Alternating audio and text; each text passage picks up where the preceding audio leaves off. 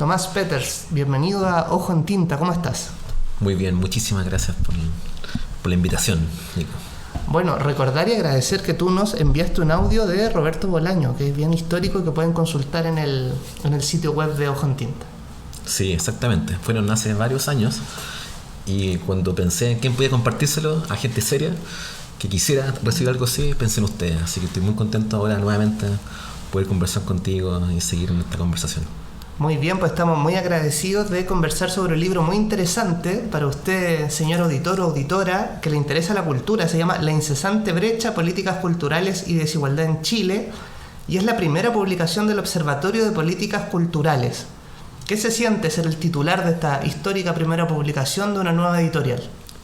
Muy contento, pero sobre todo muy orgulloso de que mis investigaciones tengan una plataforma en formato libro de circulación de mis investigaciones, ideas, aproximaciones, locuras del ámbito de la cultura. Así que yo estoy feliz y además fue un trabajo editorial muy serio y muy bien elaborado, entonces eso también me da tranquilidad y garantía de que fue un muy buen trabajo editorial. Bueno, bien interesante porque recoge diversos artículos que están estructurados en 3 grandes temáticas y entiendo que acá hay 10 años de trabajo, Tomás. ¿Cuál fue el principal cambio que tú podrías notar desde lo más antiguo a lo más actual, desde el consumo cultural en esta década que compendia tu libro? La idea inicial del libro era poder recopilar todos estos estudios que estaban dispersos en una serie de plataformas, ¿sí? Sobre todo de revistas académicas. Y lo que yo había advertido es que gran parte de estos estudios la gente no accedía, no los leía, no los tenía como referencias. Entonces cuando se me propuso la idea de poder reunirlo en un libro, dije, maravilloso, ¿no? Entonces cuando tuvimos que hacer el análisis y seleccionarlo y ver las 3 partes del libro, efectivamente hice esa pregunta. Bueno, ¿qué ha cambiado, qué ha modificado en estos últimos 10 años? Y lo que yo te podría decir es de que hace 10 años atrás la sociedad chilena estaba pensándose en que con las tecnologías, con la nueva institucionalidad cultural, con la gente que estaba trabajando con gestoras, gestores, investigadores, en general lo que iba a ocurrir, lo que iba a acontecer era que la lógica de la participación cultural iba a aumentar significativamente y esto iba a comprender o nos iba a ayudar a comprender un país distinto a nivel de el acceso cultural. Cuando empiezo a hacer los últimos estudios, los actuales, ¿no? Y empiezo a ver de que lo que se pensaba hace 10 años, hoy en día no solo no se ha logrado, sino que probablemente se han aumentado las brechas del acceso a la cultura, uno queda con más preguntas, interrogantes y también con una suerte de cuestionamiento de qué es lo que se ha hecho.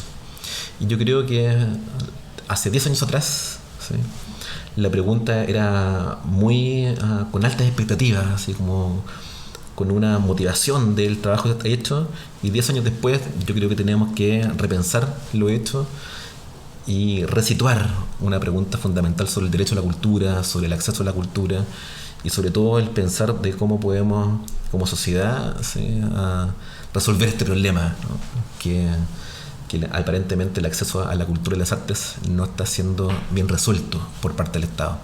Sí, bueno, ahí es clave y aparecen varios artículos como una fuente interesante de monitoreo, la Encuesta Nacional de Participación y Consumo Cultural. La última referencia es de 2017. ¿Se ha hecho o se hará una nueva encuesta para volver a medir? Es una excelente pregunta. Porque es clave. Es clave. Sí, mira, la primera encuesta que se hizo fue el 2004 y se hizo netamente en la región metropolitana. El siguiente año se hizo con el resto de regiones y se le conoce como la encuesta 2004-2005. Después vino otra en el 2009, el 2012, 2017 y al presente no se ha diseñado un nuevo instrumento. ¿Por qué? Porque ocurre el tema del estallido, ocurre el tema de la pandemia y según tengo entendido, para este gobierno, ¿no?, se propuso la idea de retomar la idea de hacer esta encuesta, pero aparentemente hasta ahora no tengo noticias de que se vaya a implementar al menos este año. Así que eso también es un llamado hacia las autoridades de las políticas culturales en Chile a que no se vea un instrumento como ese como algo prescindible, sino que por el contrario es una herramienta fundamental para entender no solo cómo ha sido la trayectoria histórica, sino cómo cambió las prácticas culturales de las y los chilenos con el aumento de las tecnologías y sobre todo con las consecuencias que tuvo la pandemia en nuestras sociedades. Entonces hay que pensarlo también como una suerte de diagnóstico para poder trazar el trabajo futuro de las políticas culturales. Yo creo que eso es muy interesante porque para cada uno, por ejemplo, ahora estamos en el barrio Las Tarrias, rodeado de museos, de centros culturales. Uno podría decir, bueno, la situación está bien, yo salgo de mi casa, tengo acceso, puedo ir caminando, pero efectivamente cuando uno lee el libro y ve las cifras, se da cuenta que muchas percepciones que uno tiene no se condicen con lo que la investigación nos entrega. ¿Cuál crees tú que es la principal problemática que no se está abordando como sociedad o que no estamos mirando y que te parece clave para reducir esta brecha? Aquí hay varios responsables, entre comillas, de ese problema. Pero en general las sociedades contemporáneas, las sociedades occidentales, lo que han hecho es poder dirigirle esa tarea hacia el Estado y específicamente en instituciones conocidas como ministerios o secretarías de cultura.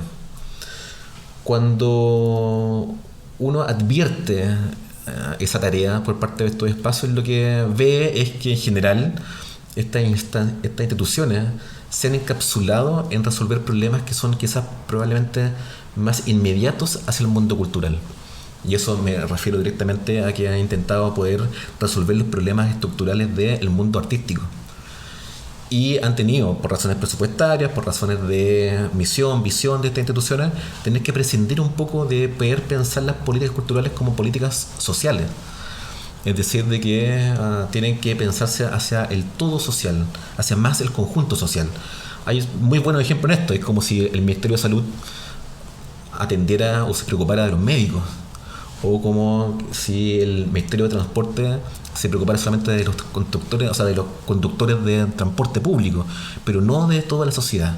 Entonces, en el caso de los ministerios de cultura como los nuestros, yo tiendo a pensar de que por necesidades, por condiciones, por estructura, se han encapsulado hacia demandas de lo que se conocen como, o popularmente como los gremios artísticos, y no han tenido esta suerte de dedicación a que la política pública en cultura debe ser para la sociedad en su conjunto, y especialmente con aquellos grupos que han tenido una condición de distanciamiento cultural, de brechas geográficas, de marginaciones históricas, y ese tipo de políticas no han estado concentradas en aquellos grupos. Han habido intentos, y eso uno no puede desconocerlo.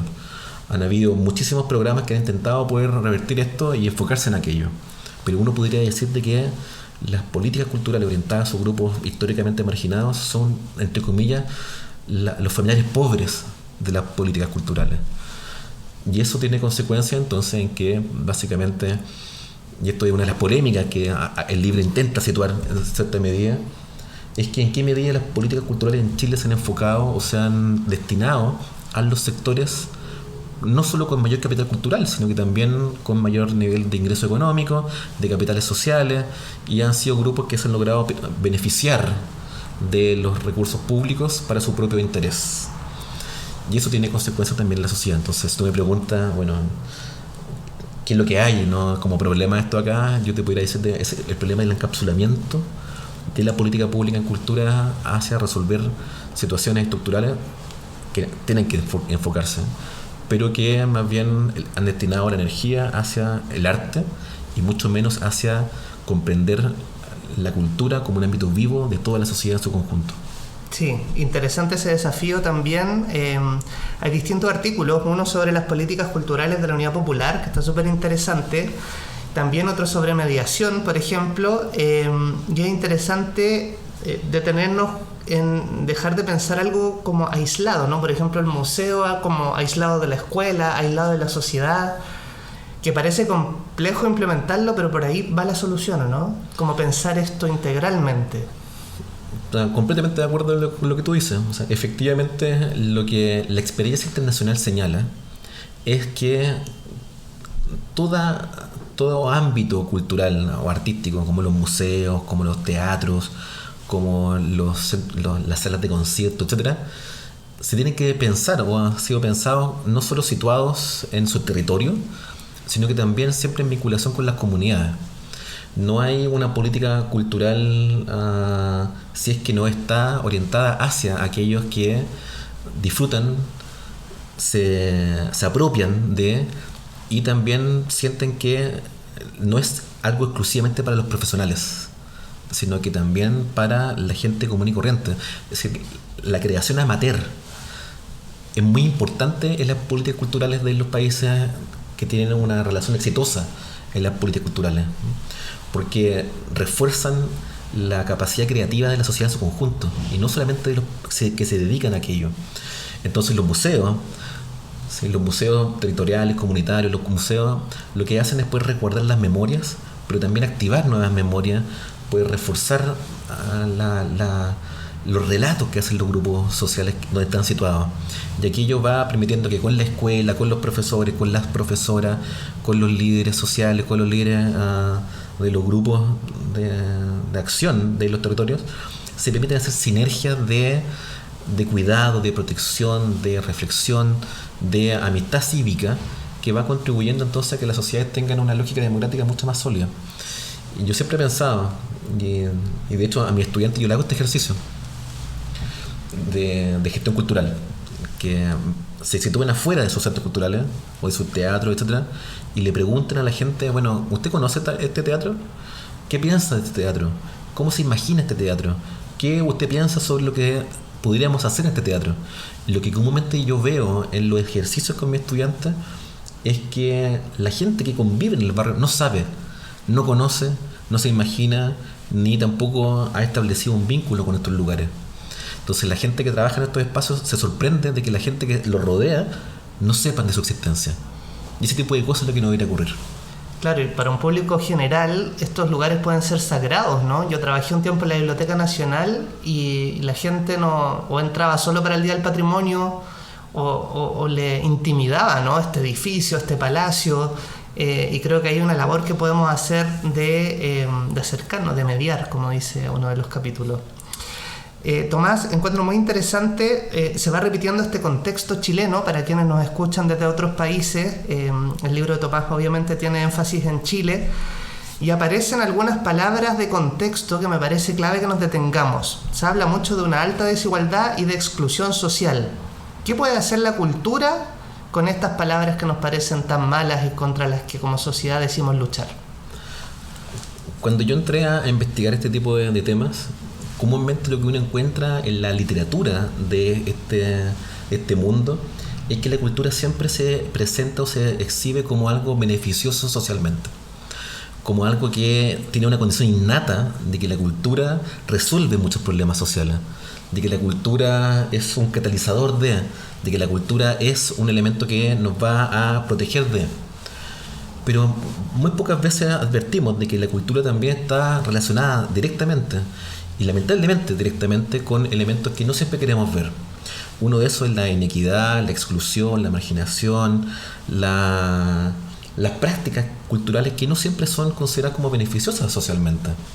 Entonces, cuando vinculamos a la idea de cultura con las palabras que tú me dices, yo creo que también es un llamado de atención a que la cultura en sí tiene problemas de exclusión reales, o lo que tenemos por cultura vinculada a un guión arte, llamémoslo así, ¿no? En la cultura sabemos teóricamente, ¿no?, que eso explica, etcétera, ¿no?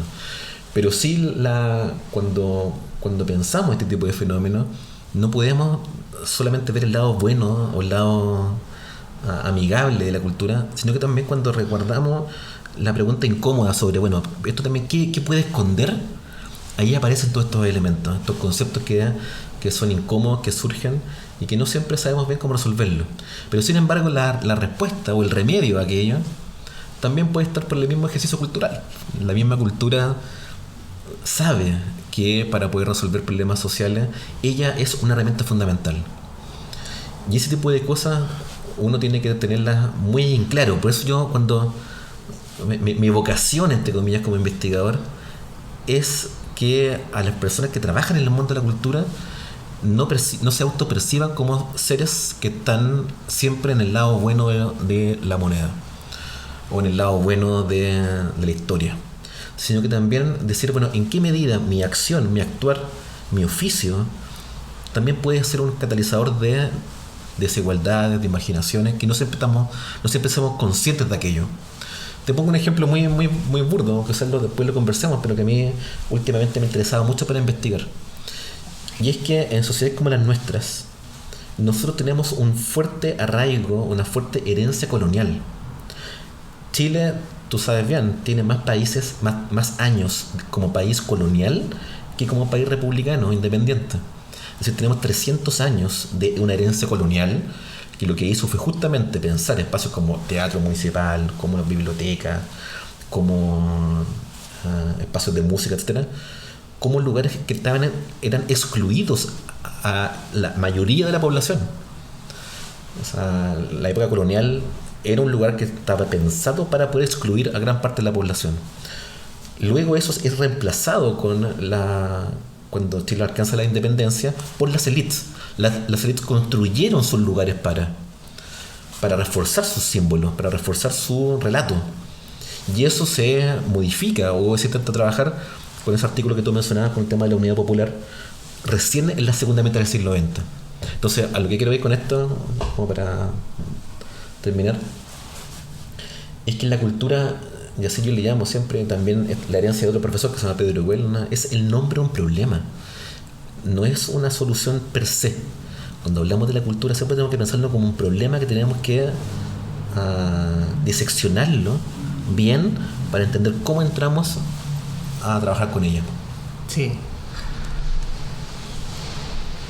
Quisiera que viajemos a 1966. ¿Por qué crees que vamos a viajar a 1966? Por... no sé.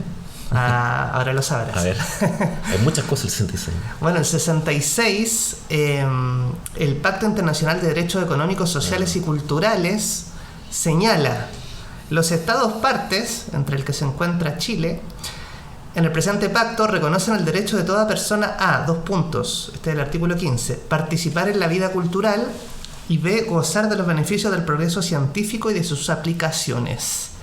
El Estado chileno garantiza la participación en la vida cultural, y en la práctica, ¿qué significaría eso? Para bajarlo del lenguaje tratado a lo que le podría incidir a la persona que nos está escuchando.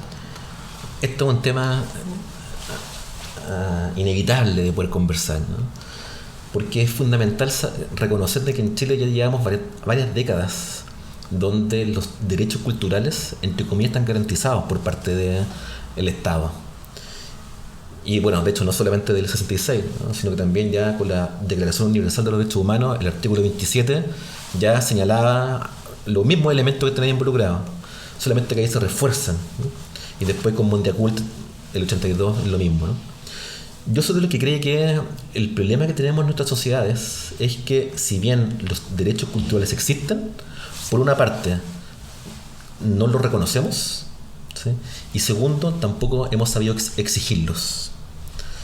¿Qué quiero decir con esto? Es que por una parte no se entiende bien que yo puedo concebir concretamente como un derecho cultural que debe ser resguardado por parte del Estado. Sabemos mucho más de lo que hizo el convenio 169 de la OIT con respecto a los pueblos indígenas o los pueblos originarios, que lo que nosotros como ciudadanos, entre comillas, común y corriente, podemos exigirle al Estado de temas de derechos culturales.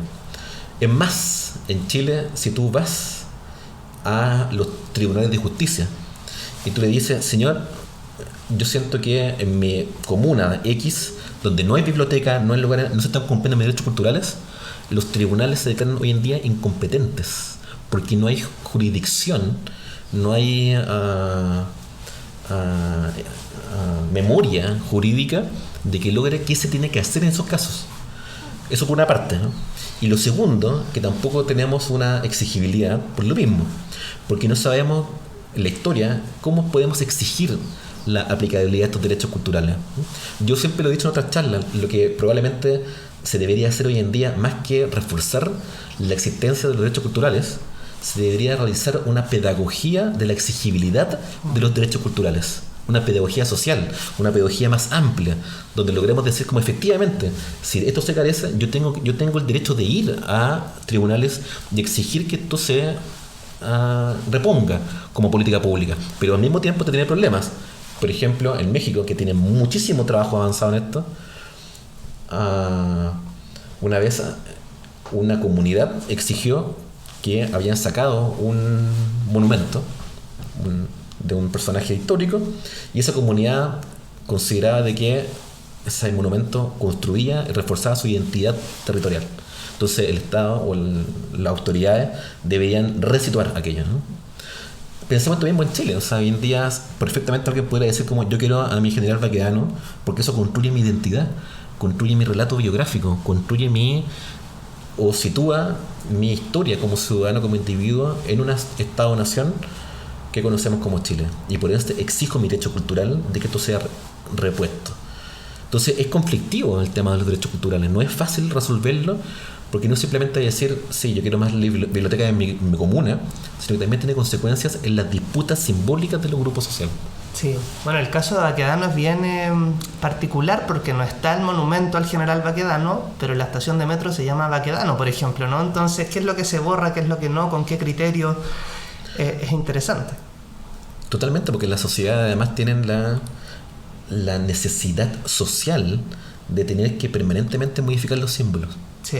Es una suerte de constante el hecho de que los símbolos sociales e históricos, si se resguardan o se fortalecen en la historia, eso es lo que produce es un conservadurismo estructural de las formas de concebirse como ciudadanos en la sociedad. Mientras más diversos y heiteren los símbolos, las sociedades logran poder comprender que la diversidad es un elemento que es constitutiva y por ende abraza nuevas formas de comprenderse a sí mismo. Sí. Te quería preguntar, y acá voy a pasar como en el colegio, vamos a abrir nuestro libro en la página 91, que tengo con papelitos amarillos, para que podamos conversar un poco sobre algo de lo que se habla harto, sobre todo en tiempos de campañas, por ejemplo. Vamos a escuchar la cita, dice: desde la década de 1980 se ha logrado demostrar que participar en programas artísticos de espacios culturales locales produce cambios en las trayectorias biográficas de los participantes, revitaliza los barrios y genera nuevas sinergias entre ellos y sus comunidades. Esto ha sido especialmente evidente en los casos de museos de arte, pues en ellos se producen una serie de interacciones sociales y experiencias significativas entre visitantes y comunidades. Siempre, bueno, sabemos quienes estamos en el mundo de la cultura que somos el hermano pobre, ¿no? Si miramos los presupuestos de defensa versus el de cultura, hay una gran brecha. Si yo te preguntara, Tomás, ¿por qué hay que invertir en cultura? Pensando en un público que no tenga ninguna sensibilidad, ¿cómo convencerías a un economista, por ejemplo? ¿Por qué hay que ponerle plata a esto? Aquí hay muchas formas de poder convencer a las autoridades políticas de por qué es importante invertir en cultura, ¿no? Incluso más, uno puede ser más polémico, ¿no? Y uno podría decir por qué es mejor invertir en cultura que en deporte, que siempre compiten, ¿no? Claro. Yo sé que no hay que competir en ese tipo de ámbitos, pero sí, yo como soy un abanderado por la cultura, me voy a atender o voy a inclinarme más a defender que la cultura es un ámbito de inversión social fundamental. Mi respuesta a esa pregunta es porque lo que hace la cultura es poder exigir o interpelarte una reflexividad biográfica que, en la medida en que tú estás interactuando permanentemente con obras, con literatura, con cine, con danza, con teatro, con música, etcétera, eso va produciendo en tu autopercepción como sujeto en el mundo de una forma distinta que puede llevarte a construir un camino distinto a lo que la herencia cultural de tu hogar de origen puede modificarse y por ende poder avanzar hacia un estilo, una forma, un caminar sobre la vida que te lleva a ser un ciudadano no solo más comprometido socialmente, sino que también a poder verte en la sociedad como un agente mucho más activo, comprometido, y que tu vida la ves como una suerte de lugar donde tú puedes ser un otro de lo que supuestamente debiste haber sido, o de la herencia familiar o del hogar. En términos simples, lo que quiero decir con esto es que invertir en cultura lo que produce es que la gente logra ver de que lo que tiene en su vida actualmente puede ser muy distinta, puede abrirse nuevos mundos, pueden abrirse perspectivas de vida, pueden abrirse a comprender de que lo que tiene puede ser de otra forma y que por ende puede buscar caminos donde su destino sea muy distinto a la que la sociedad teóricamente espera de ti. Sí. Esto le dicen mucho en el deporte, pero el deporte es lo mismo, ¿no? Pero hay una cosa que hace el deporte, y es que la competitividad, el ejercicio físico, tu condición estructural, incluso ósea, ¿no?, te beneficia para. Sin embargo, en el mundo cultural es una condición, lo que dice la teoría, es una disposición cultural que queda en ti permanentemente y que la vas a desarrollar en el transcurso de tu vida, de tu trayectoria biográfica. En el fútbol tú puedes ser bueno o malo y después te descartan rápidamente dentro de. En cambio, en el mundo cultural, si tú tienes un acceso masivo a, tu pregunta frente al mundo cambia y por ende tú puedes decir, quiero transformar mi biografía según los deseos, según los imaginarios que yo tengo, que puede ser de otra manera de lo que yo ya tengo previamente.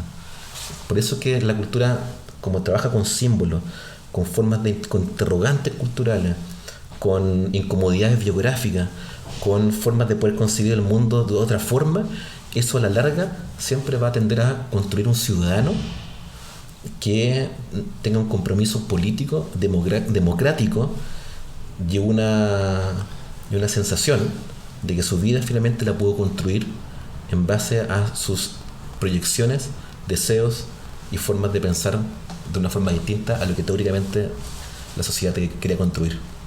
Muy interesante eso, Tomás. Si uno ve las noticias, las encuestas, incluso los temas que aparecen cuando uno conversa con gente en la micro, por ejemplo, aparece como un gran problema la seguridad, ¿no?, la delincuencia, y como gran solución más carabineros, más represión. ¿Cómo abordarías tú o qué casos conoces que puedan abordar esta problemática desde la cultura, por ejemplo?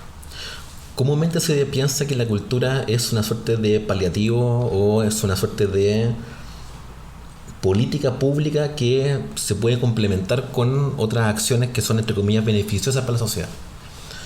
Se dice que traer cultura, ¿no? Y esa idea del traer cultura es horrible. Yo siempre trato de no usar esa idea de que la élite le va a llevar cultura a los pobres para que los pobres, claro, logren como ser civilizados, ¿no? O se dice que la cultura reduce la delincuencia, o reduce el alcoholismo, o reduce la drogadicción. No. Yo creo que lo hace en cierta medida, ¿no?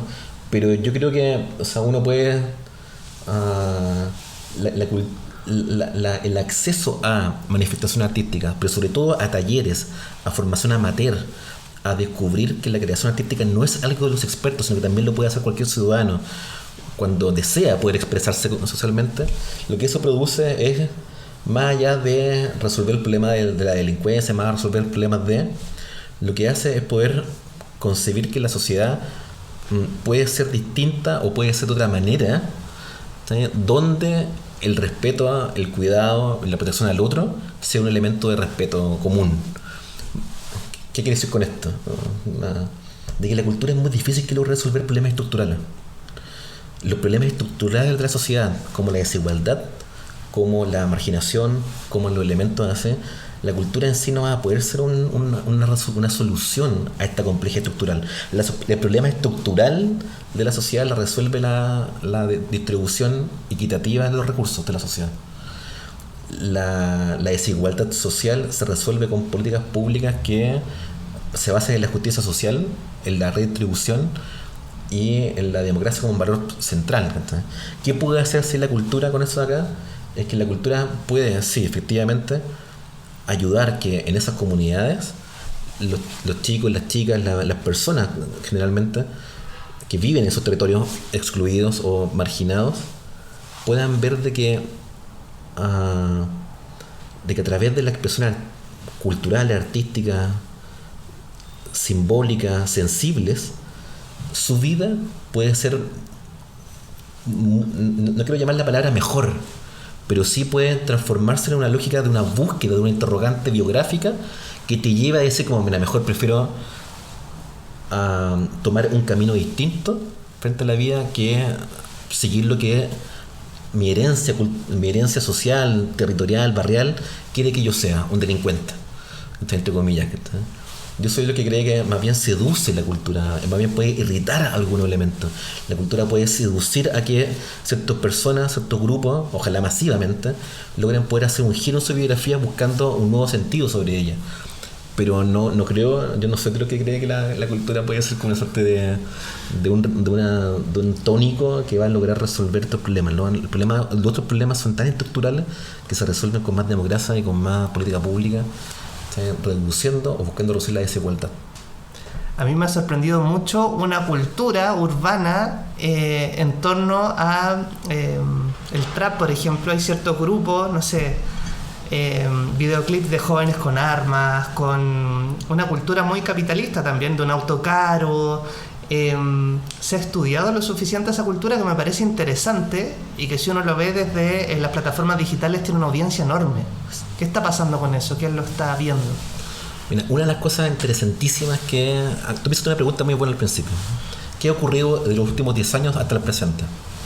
Indudablemente lo más central ha sido la masificación importante o casi masiva de las tecnologías en cada uno de los hogares de nuestra sociedad. Y que el proceso de formación, el proceso educativo de la creación artística no solo se ha democratizado, sino que también ha exigido que los chicos y las chicas tengan que aprender instrumentos, a cantar, a componer, a grabar, a editar, ¿sí? A partir de tutoriales en YouTube. Cuando tú le preguntas a los chicos del trap ¿dónde aprendieron a hacer toda la música? Te responden a través de tutoriales de YouTube. Sí, yo ahí supe que esta máquina de acá me servía para hacer todo acá y aprender todo acá. No estudiaron en la Escuela Moderna de Música. Sí. No estudiaron en el conservatorio. Estudiaron gracias a la tecnología, ¿no? Ahora bien, tú me haces una pregunta que es muy importante. ¿Cómo podemos leer que a pesar de esa formación musical, que no es profesional, que es amateur, que tiene unas letras que son espectaculares, ¿no? Si sabemos lo que dicen, la historia de la música desde la segunda mitad del siglo XX para adelante nos ha mostrado exactamente lo mismo. O sea, no hay generación que no se haya choqueado, entre comillas, porque una manifestación musical o cultural o de vestimenta, etcétera, sea en el estilo del trap o en el estilo de... O sea, el hip hop lo hizo en su momento, así como lo hizo el rock en su momento, así como lo hizo el punk en su momento, así como lo hizo una serie de manifestaciones artísticas. Tenían una discursiva similar, básicamente, bueno, destruir la sociedad por alguna parte o incomodar aquí, por aquí, por allá. Y el hip hop de los 80 en Estados Unidos, la joya, todo eso, era un elemento que llega desde los 80 hasta ahora, cerca de 40 años, ¿sabes? Donde esa cultura se ha plasmado. Ahora, la pregunta que yo sé a dónde vas es, bueno, ¿qué podemos hacer con el trap? ¿Sabes? Para mí el bailar, trap, digamos, pero además... Bailarlo, gozarlo. Claro. O sea, a mí lo que me sorprende mucho del trap es que... con esa estética del disfrute de la mercancía, del disfrute de la riqueza, del disfrute de la ganancia fácil, entre comillas.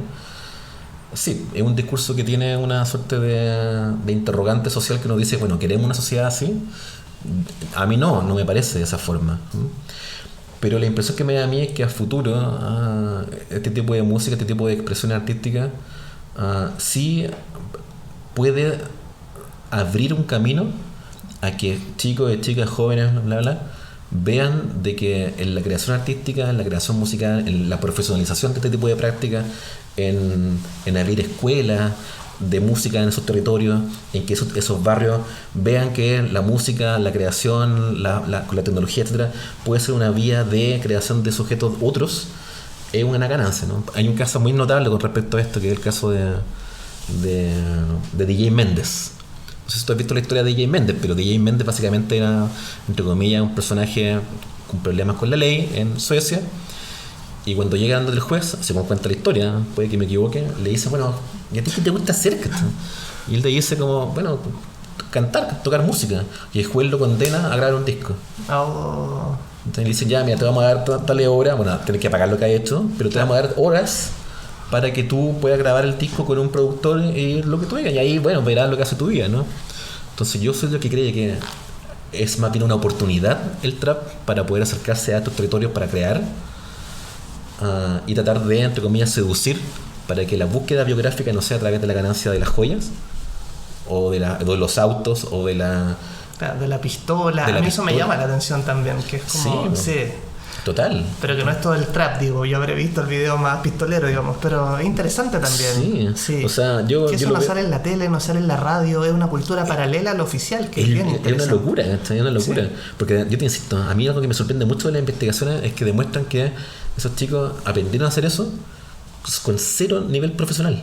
O sea, ninguno de esos chicos pasó por la escuela de música. Saben los acordes, saben las cosas por aquí, las cosas básicas, a través de los tutoriales. Sí. Y si eso se ha logrado, ese nivel de complejidad gracias a la tecnología, es que efectivamente la tecnología bien utilizada puede producir cambios significativos en la forma en que se concibe la creación artística hoy en día en sociedades como la nuestra. Muy interesante. No necesitará una casa discográfica o un director profesional de videoclip. Es como plataformas bien utilizadas. Muy interesante lo que están haciendo. Es muy benjaminiano en ese sentido, ¿no? En el sentido que la tecnología está a disposición de otras formas de políticas. Sí. Bueno, Tomás, quería detenerme en un punto que me sorprendió mucho, que me parece que no estamos viendo en general desde quienes somos entusiastas de la cultura. Dice la página 179 para que la abran en su casa. Sumemos algunos antecedentes históricos. En la encuesta de 2012, el 43,8% de las personas encuestadas declaró que su principal motivo de no asistencia a museos era porque no tiene tiempo. La misma respuesta se observa en el caso del cine, 31,2%. Según los informes de la encuesta, independientemente de la posición socioeconómica de la persona, la falta de tiempo libre es un factor reconocido en similar medida por toda la población. Y acá hay más cifras, pero básicamente la idea es que no tenemos tiempo. ¿Y qué hacemos? Históricamente, en los estudios de consumo cultural se señalaba que habían 3 variables estructurales que determinaban el consumo cultural. Uno era el capital cultural, el capital económico, el ingreso, y tercero la edad. Y la edad es inversamente proporcional. A mayor juventud, mayor acceso, mayor edad, menor acceso. Sí. Pero los últimos estudios señalan de que hay que incorporar necesariamente una cuarta variable de explicación de las lógicas de consumo cultural. Y esa variable es el tiempo. ¿Por qué? Porque lo que se ha observado en los últimos años es lo que Hartmut Rosa, un sociólogo alemán muy importante en el último tiempo y conocido como uno de los herederos de la teoría crítica, es la tesis de la aceleración de los tiempos sociales. Es decir, de que nuestra nueva forma de alienación, como lo entendía Marx con el trabajo, hoy en día la alienación social está dada por la falta de tiempo o la aceleración de nuestras vidas. Estamos viviendo tan aceleradamente, queremos todo tan rápido, queremos todo tan en la instantaneidad, que eso nos lleva a que ya no tengamos la capacidad reflexiva para poder situarnos en la sociedad. Lo que se ha visto en Chile en los estudios es que efectivamente la variable del tiempo es un elemento que está teniendo consecuencias en cada una de las personas.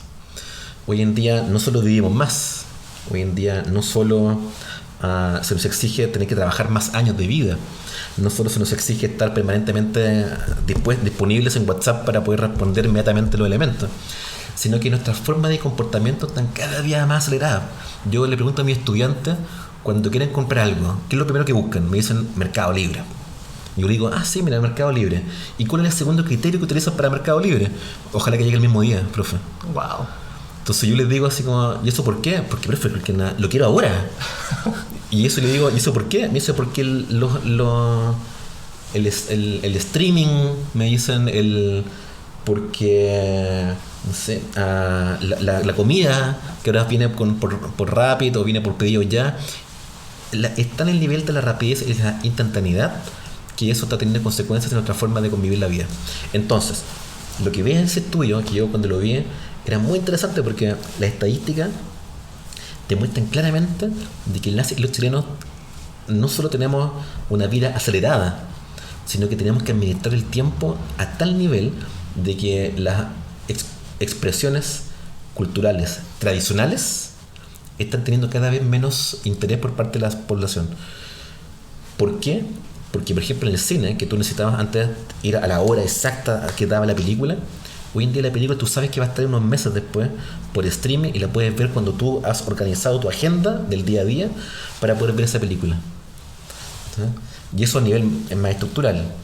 Entonces, cuando tú ves que tienes la disponibilidad de tu coordinación social, tu sincronización con lo que históricamente era cuadrado, estandarizado, hoy en día tú puedes sincronizarlo con tu streaming, con la disponibilidad que está permanentemente ahí. Entonces eso tiene consecuencias en la falta y necesidad del tiempo, especialmente para el ámbito cultural. Sí. Esto se ve mucho en el cine, en la música. ¿Sí? De hecho, algo que yo voy en el artículo, perdona, sí. Algo que yo coloco ahí que me gusta mucho el ejemplo, es que las canciones, según Spotify, del último tiempo son cada vez más breves, son más rápidas. Las películas con escenas más cortas. Exacto. Sí. Son más oscuras también las películas. Tenían menos luz. Parece que sí, también tenían menos luz, exactamente. Sí. Y ya había otro tema, otro ejemplo concreto que se me acaba de olvidar, pero que también tú vas dando cuenta que la misma industria también está permanentemente acelerando. Ya me acuerdo. En la serie de playlist sobre Spotify, en la serie de Netflix, el creador el creador de Spotify al programador le dice: quiero que yo apenas toque la canción, en 0,001 segundos aparece tocando la canción. Y el programador le dice como: pero eso es imposible, necesitaríamos muchos servidores para poder hacer eso. Y me dice: no me importa, quiero que lo logres. Y Spotify tiene la gran cualidad a nivel del tiempo, es que tú tienes que elegir la canción, pincharla y suena al instante. Wow. Lograr eso a nivel tecnológico también demuestra mucho el tema de la aceleración de los tiempos sociales. Sí. Y eso tiene consecuencias entonces también con las formas de consumir cultura. Claro, interesante y que una futura encuesta también debiera medir de forma distinta, ¿no? Solamente cuántas veces al teatro, cuántas veces al museo, sino el consumo digital, por ejemplo, de instituciones culturales. Bueno, la última encuesta de consumo cultural argentina casi se enfoca más bien en el consumo digital. Sí. Porque ya se sabe de que las lógicas tradicionales de consumo cultural física dicen poco de las nuevas prácticas culturales de las sociedades como las nuestras. Sí. Bueno, Tomás, y esta falta de tiempo estamos hablando a nivel social, ¿no? Pero ¿qué pasa con el sector cultural? Que sabemos, y también el libro da cuenta, que es altamente precario, muchos con proyectos independientes. Hay un proyecto que se llama Proyecto Ocio, que es una investigación que da cuenta que el trabajador cultural prácticamente nunca deja de trabajar, no hay separación. ¿Cómo lo estás viendo tú, no? Porque eso también tiene implicancias en la calidad de vida de las personas que están en el sector. Bueno, lo que demuestra la investigación a nivel mundial es que, por una parte, las lógicas de acceso a la cultura tradicional no han vuelto a su nivel pre-pandemia. Es decir, la gente está yendo menos al teatro. Esto en Estados Unidos es trágico. Está yendo menos al cine, está yendo menos a una serie de prácticas culturales que antes de la pandemia estaban teniendo una constante. Ahora lo que se ve es que estamos viendo una constante, pero hacia la baja. El hecho de que la sociedad esté accediendo menos a los espacios culturales tiene consecuencias directas a nivel económicas y a nivel de sobrevivencia de la producción artística. De hecho, en Inglaterra lo que se observó es que la gente que salió del mundo laboral creativo fueron aquellos que pertenecen a los sectores sociales más desposeídos, es decir, los sectores pobres, entre comillas, que habían ingresado históricamente al mercado laboral creativo, tuvieron que salirse y buscar otros trabajos, y solamente quedaron los grupos más de élite, entre comillas, que tienen más recursos para poder sostenerse económicamente Entonces, lo que se está observando hoy en día, y probablemente eso ocurra también en Chile, es que la producción artística, la tendencia es que vaya a profesionalizarse aún más, vaya a elitizarse aún más y vaya teniendo una suerte de precarización sostenible, ¿sí? Que logre que esos grupos sociales históricamente privilegiados logren producir lo que ellos consideran o lo que ellos ven o lo que ellos tienen como condiciones de poder hacer difundir y circular, ¿sí? Y que aquellos grupos que históricamente habían hecho el esfuerzo radical para poder entrar al mercado creativo, ¿sí? vayan dando paso o vayan dando un paso al costado, ¿no? Sí. De la producción cultural. Entonces la precarización laboral de lo que se observa, es probablemente hoy en día la gran preocupación de las políticas públicas en cultura a nivel mundial, porque no es sostenible. Hay un libro muy bueno, siempre se me olvida el autor, porque tiene un nombre polaco así como lleno de consonantes, que se llama La muerte del artista. Ya. Y en el libro él muestra cómo efectivamente en Estados Unidos especialmente la creación artística, los creadores en este contexto actualmente están viviendo probablemente su peor momento en la historia de las condiciones económicas de sobrevivencia creativa de lo que se ha vivido al menos durante el siglo XX y XXI. El escenario no se ve muy bueno. Si tú me preguntas, se ve la tendencia es una precarización estructural y que va expulsando a los menos privilegiados y sosteniéndose a aquellos que tienen las condiciones de capital social, económico y cultural para poder sostenerse en el ámbito cultural. Wow, bueno, estamos en este momento, nos tocó vivir este momento, así que, pero por otro lado tenemos toda esta cultura emergente, ¿no? En lo que hablábamos de las tecnologías, pero claro, proyectos como Ojo en Tinta, que lleva 12 años, pero claro, nadie vive del proyecto Ojo en Tinta, ¿no? Es como más bien un hobby. Yo creo que ese es el desafío, poder dedicarnos profesionalmente a tiempo completo a todas las personas que trabajamos en esto también. Tomás, te quería preguntar sobre lo que señalas en la página 197. Dice, los datos de la Encuesta Nacional de Participación Cultural del 2017 han demostrado que aun cuando se han creado nuevos espacios culturales y una serie de políticas de fomento a la producción y circulación de la producción artística nacional, el acceso a bienes y servicios culturales no solo ha revelado una disminución notoria en los últimos 10 años, sino que tampoco se ha observado una transformación en la estructura social de los que acceden. En otros términos, hay menos demanda para acceder a bienes y servicios culturales y entre los que acceden no ha cambiado su origen social y educativo. ¿Qué pasa con la institucionalidad, con las políticas? ¿No están funcionando? ¿Por qué? Esa es la gran tesis del libro. Cuando comencé a investigar estos temas, bueno, especialmente por un proyecto que me adjudiqué, siempre cuento esto a mis estudiantes para que aprendan de los errores de los profesores. Mi hipótesis de investigación era que, considerando todo lo que se ha invertido, lo que se ha hecho, lo que la institucionalidad cultural ha establecido en los últimos años, yo pensé que las estadísticas iban a demostrar de que el consumo cultural había aumentado exponencialmente, es decir, que la curva iba a ser creciente. Sí.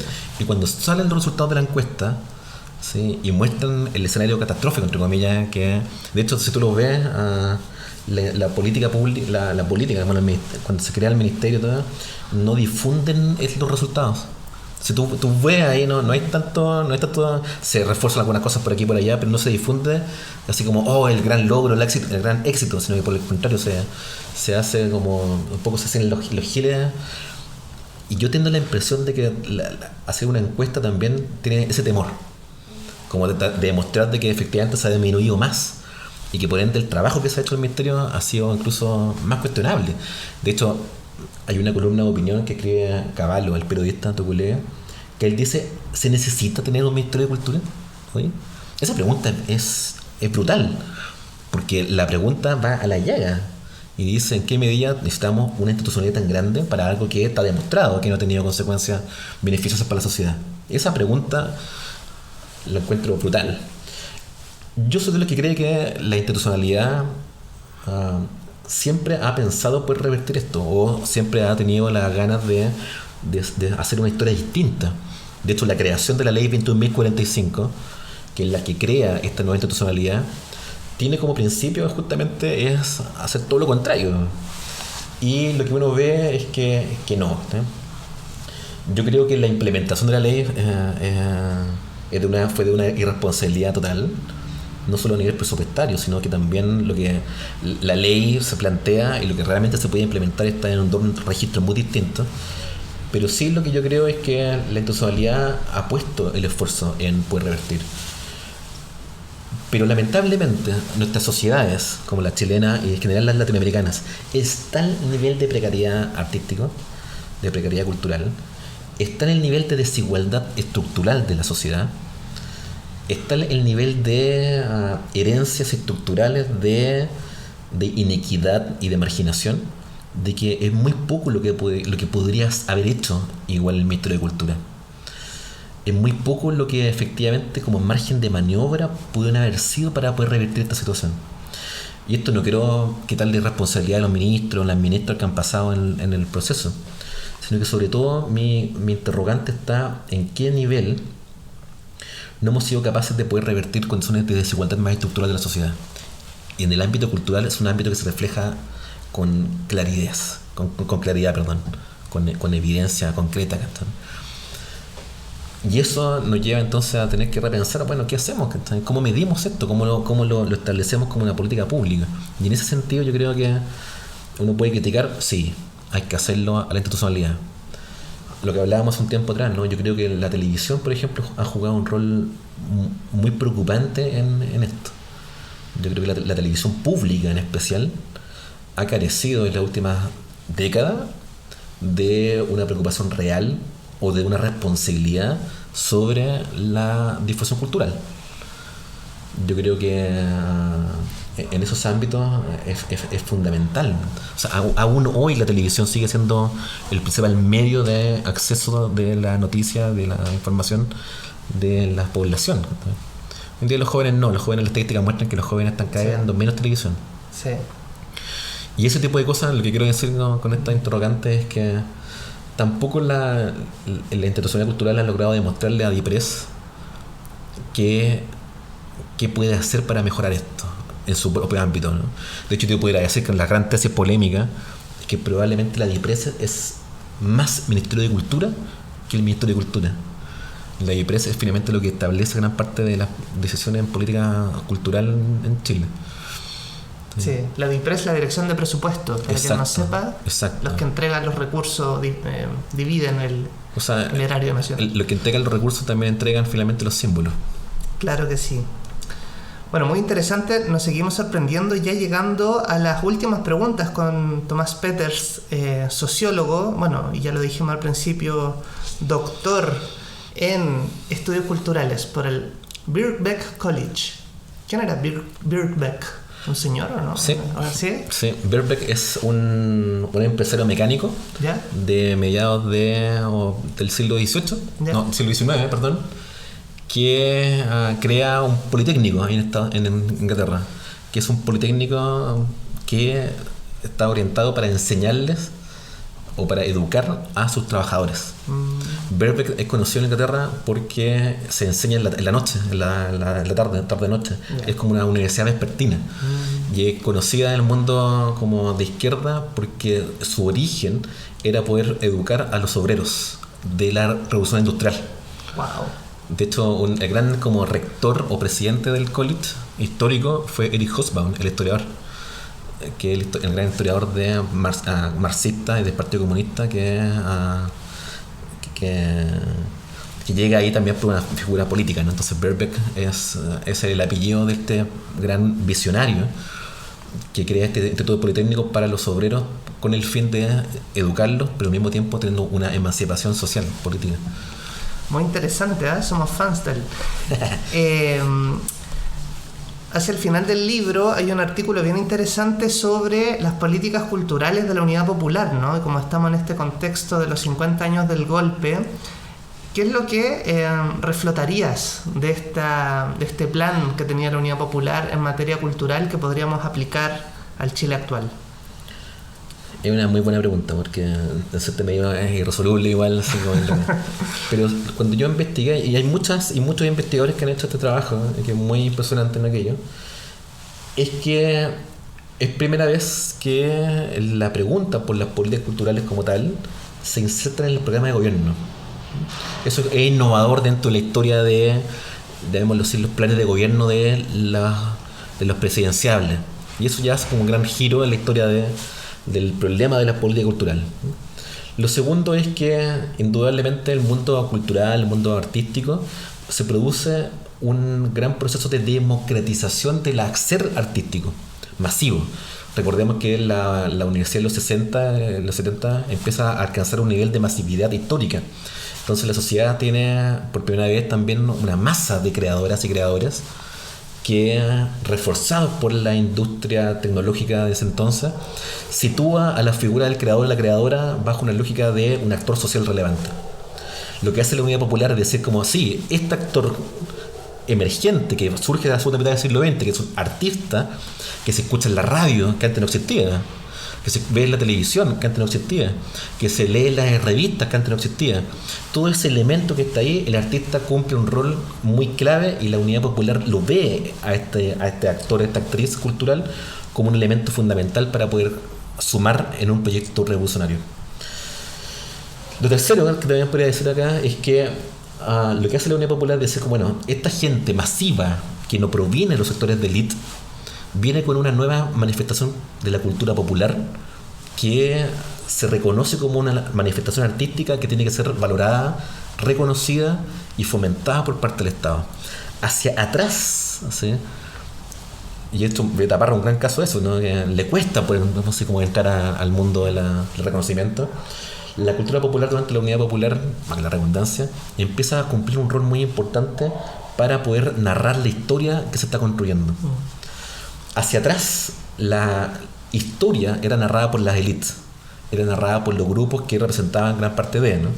Y en ese sentido, Neruda juega un rol muy importante, Mistral también, para reforzar también la figura del artista como una figura clave dentro de la historia de la Unidad Popular, ¿no?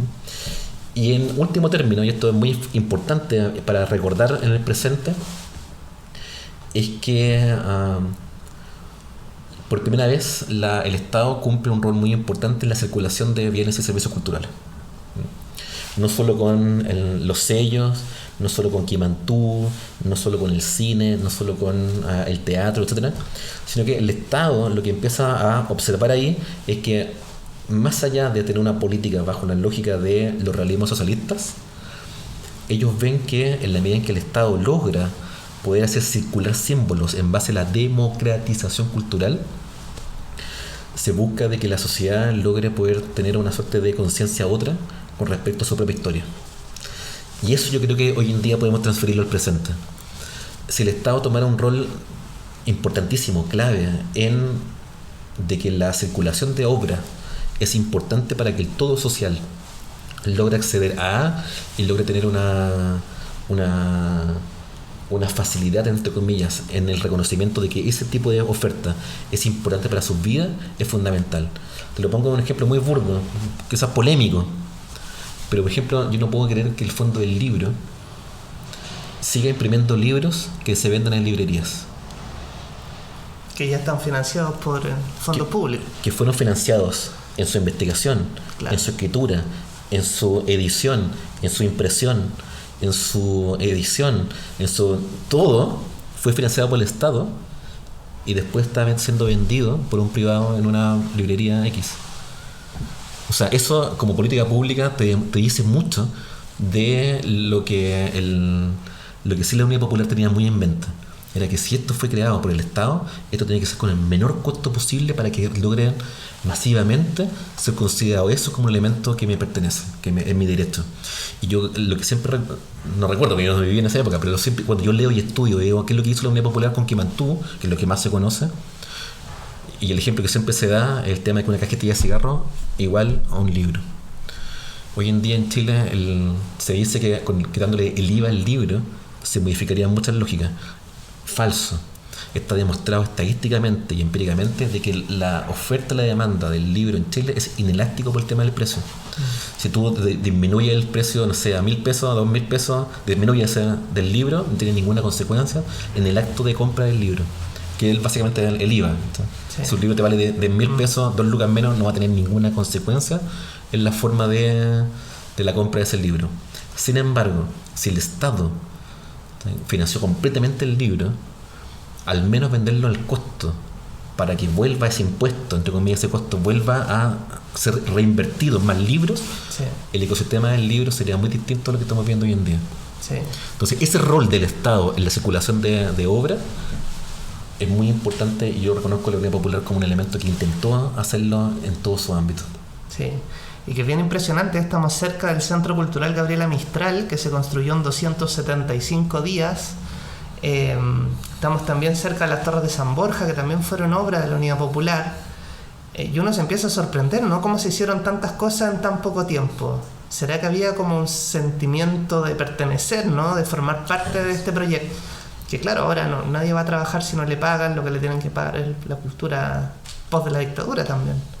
Eso es un súper gran punto. Sí. Bueno, tú sabes que yo participé en el directorio del Centro Cultural Gabriela Mistral. ¿Fue presidente del directorio? Fui presidente del directorio por algunos meses, año y medio. Y efectivamente cuando uno escucha la historia, la narración, cómo fue la construcción de ese edificio, tú ves que aquí no hay solamente una astucia arquitectónica, sino que también hay una pasión social. Y ese tipo de elementos tú lo ves como algo que a uno le encantaría poder vivir nuevamente.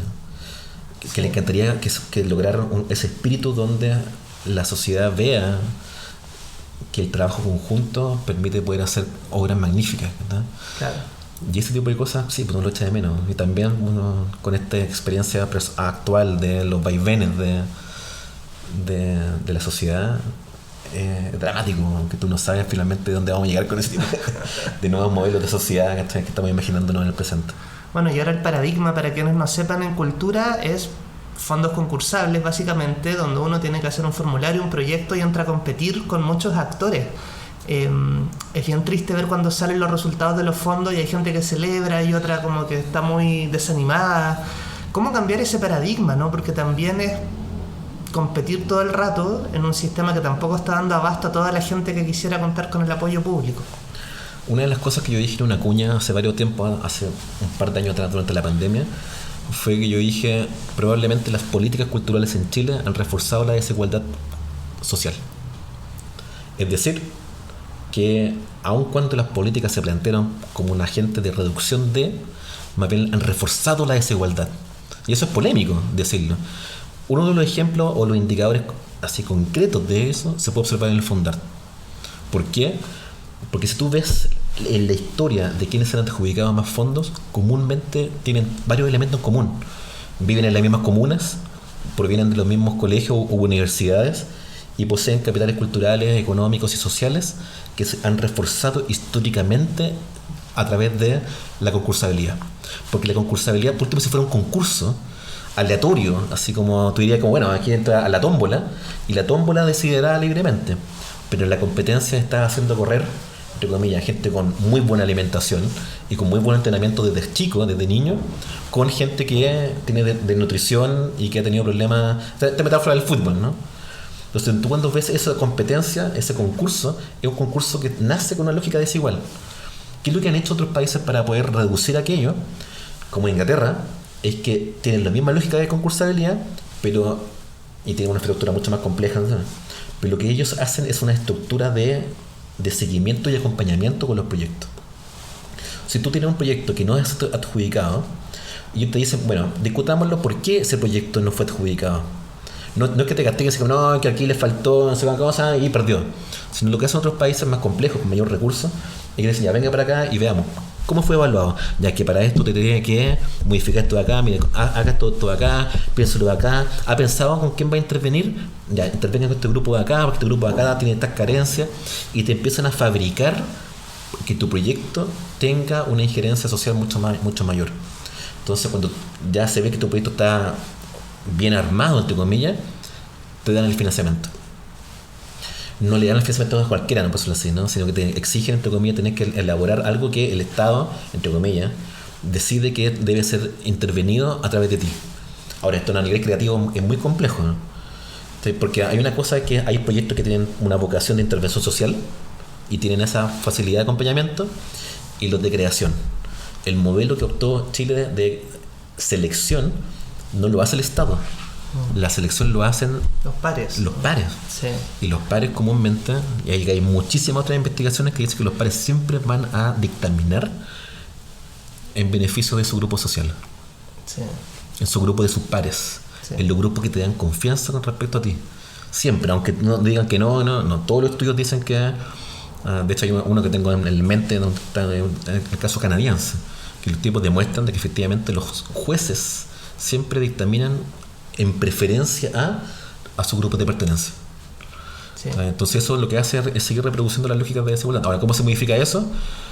Bueno, es difícil. Hay que pensar estructuras de distribución de recursos que tengan una lógica. Lo que se hace en otros países es decir que yo no te entrego según lo que tú necesitas, sino que para, en vez de que tú puedes postular proyectos de 20 millones, si ya todos tienen que postular proyectos de 3 millones. Y así se distribuye sabiendo la estadística de necesidades que se tienen a nivel de país. Claro. Entonces así tú dices como, mira, te ofrecemos que para poder hacer son un monto determinado, pero que esa reducción de monto permite poder ampliar mucho más beneficiarios. Sí. Y no hacerte competir con gente que puede pedir 40 millones y el resto que pide 2, pero lo perdió porque no... ¿sabes? Ese tipo de cosas son distintas. Claro, proyectos que no ganan el fondo y se acaban también. Se financian un año, después no ganan, se muere la iniciativa. Es uno de los grandes problemas que tenemos también en Chile. Sí. La obsolescencia programada de los proyectos culturales en Chile. Sí. Bueno, Tomás, muchas gracias. Hemos hablado sobre la incesante brecha, pero te quería preguntar un poco sobre tu vida y obra. Te quería preguntar cómo era Tomás Peters en la niñez y en la juventud. ¿Qué te interesaba? ¿Cómo se va formando este personaje? Ah, qué linda pregunta. Esto nunca lo habían hecho. Yo siempre soñé que en la radio o en un podcast como este me la hicieran, ¿no? Mira, Tomás Peters era un niño muy deportista, muy... no sé, que le gustaba el fútbol, básicamente, muy normal, pero que tiene una particularidad histórica como todo buen sujeto. Y es que yo crezco en los 90s. Y los 90 significó a nivel biográfico una condición histórica muy particular. Veníamos saliendo de la dictadura, yo era muy niño en la dictadura, saco la dictadura, se abre el mercado, se abre el mundo, y yo empiezo a experimentar MTV. Yo soy un hijo de MTV, empiezo a experimentar el canal de Rock and Pop, empiezo a experimentar los programas de televisión cultural de la postdictadura, empiezo a experimentar una efervescencia creativa y analítica y poética muy relevante que no se logra plasmar bien, creo, en las crónicas de los 90. Los 90 siempre se señala como una década perdida. Yo crecí en los 90, yo fui a los primeros conciertos de música de los 90. Y cuando era adolescente, no era un niño tímido, pero era un niño que tampoco era tan bueno en el colegio, pero sí sabía que lo que me interesaba por sobre todo era la cultura como un elemento que yo me hacía sentir muy pez en el agua, ¿no? Mis papás son artistas. Mi mamá estudió licenciatura en arte en la Universidad de Chile.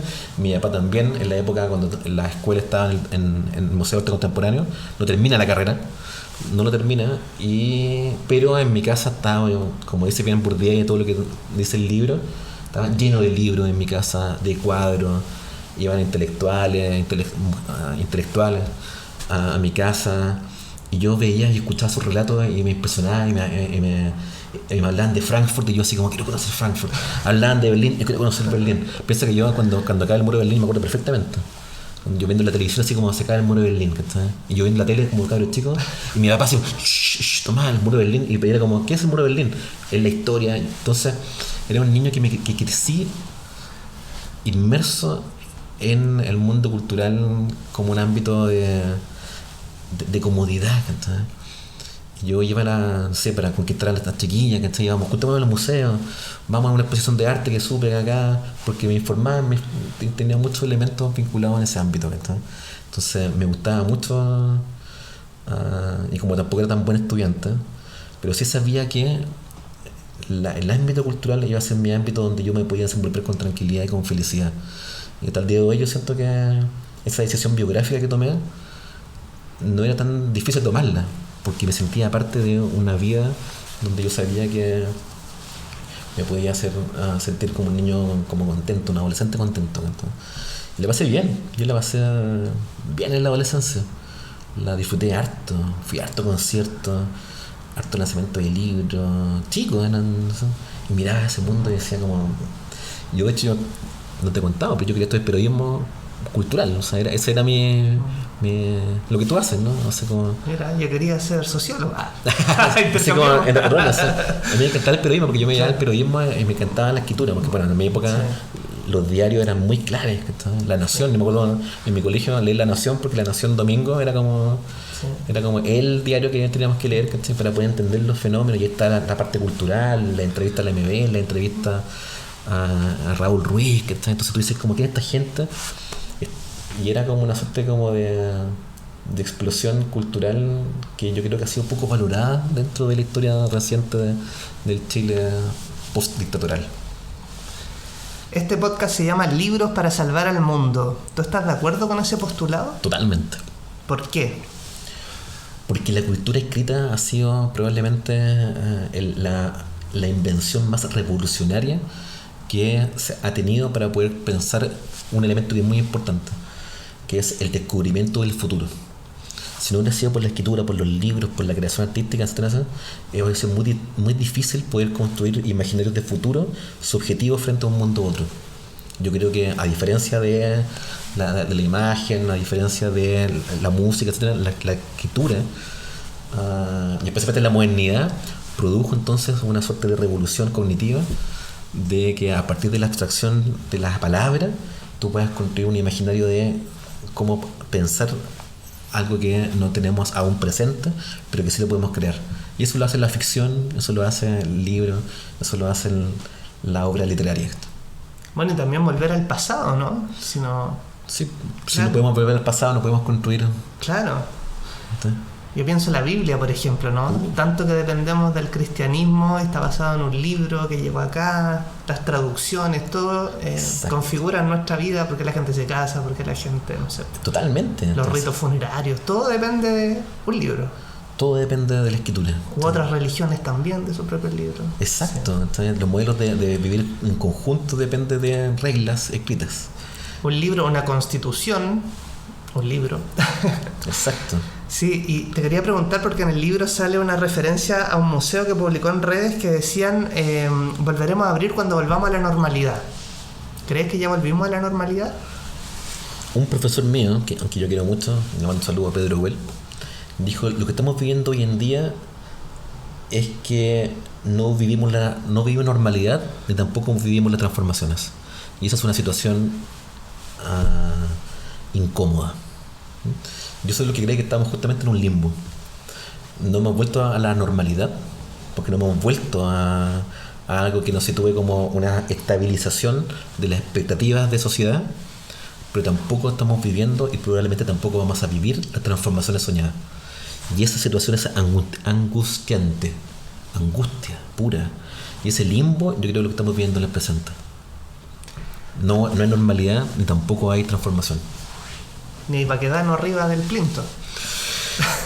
Probablemente ese símbolo que se coloca ahí va a ser lo más importante que haya ocurrido a nivel simbólico real, ¿sabes? Del Chile de los últimos 4 o 5 años. Entonces, ¿qué es lo que se coloca ahí? Va a ser la gran discusión. Espero que no sea volver con Baquedano, por cierto. Tomás, ¿algún libro que le recomendarías a nuestra audiencia o a nuestro respetable público para salvar al mundo, o algún libro que te ayudó a salvarte en algún momento difícil de tu vida? Sí, es una pregunta difícil. Cuando la pensaba, decía como, qué difícil. Hay un libro que cuando yo lo leí en su momento me voló la cabeza y que me transformó en un adolescente total, y que hasta el día de hoy cuando lo leo me emociono, que es En el camino de Jack Kerouac. Cuando lo leí quedé así como, dije, el road trip, el caminar, el vivir una experiencia poética muy juvenil y loca, algo que yo me enamoré. Entonces, después me pasó algo parecido con Detective Salvaje y con 2667 de Bolaños, ¿no? Que también tienen esa misma lógica. Y yo creo que el último libro que me produjo una suerte como de cambio, ¿no? O que me produjo una suerte de autointerrogante, es un libro muy básico que se llama Stoner, de John Williams, que es un libro que lo escribió hace varias décadas atrás y que habla sobre un profesor universitario como yo, y que cuenta la historia simple de un profesor común y corriente en una universidad norteamericana, pero que una serie de procesos de vida, de experiencia y toma de decisiones en la vida lo van llevando a tener que reflexionar sobre ella. Y ese libro, a mí, que lo leí hace un par de años atrás, me marcó muchísimo hacia el último momento de vida, cuando ya en la adultez, que está. Y yo se lo recomiendo a todo el mundo que quiera leer así como un libro donde te enamores de ese personaje y donde al mismo tiempo veas como la decadencia, la tristeza y el pesar de la vida. Lo veo en Stoner. Es un libro muy simple, muy general, pero cuando lo leí no podía, ya no lo vi hace mucho tiempo, no podía soltar de mi mano ese libro. A mí me pasó eso con De ratones y hombres, que es una historia de dos amigos de John Steinbeck también. y que bueno, quizás le hace clic a alguien también, pero esa emoción que te genera el libro es muy particular. ¿Algo más que agregar? No, yo agradecido totalmente de la invitación, la pasé buenísimo, estuvo entretenidísima la entrevista. Y también me alegro mucho de que este tipo de temas, de investigaciones, de discusiones se conversen en un ámbito, en un lugar como este. Porque yo creo que lo lindo de todo libro es que, como dicen, palabras sacan palabras. Yo creo que la escritura produce imaginarios. Y ese tipo de cosas yo siempre la valoro. Así que agradecido por la invitación.